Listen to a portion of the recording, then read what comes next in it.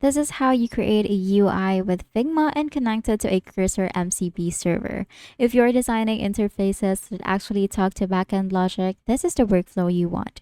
Start by designing your UI in Figma as usual. Create buttons, text fields, drop-downs, whatever your interface needs. Keep the layout clean and group elements logically.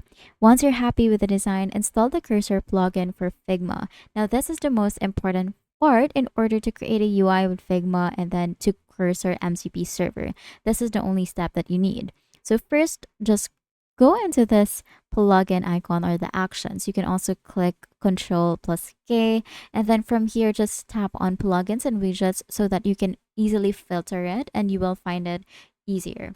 What you're going to do is to type in cursor and then look for the cursor talk to Figma MCP plugin. Just click on that and then just click on run so that it will run to your page. Now, after that, you just have to copy this to clipboard and then just paste it to your cursor.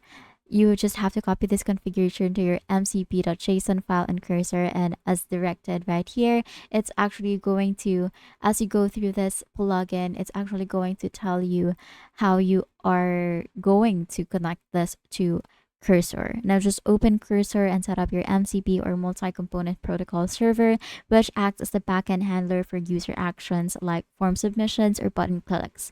Import your Figma export into cursor and map each element to its respective function. For example, a submit button might trigger an MCP call to save data to a database. Now use cursor's visual workflow builder to wire up logic, API calls, or even authentication. Test everything using cursor's live preview and make sure the Figma elements respond to the way you expect.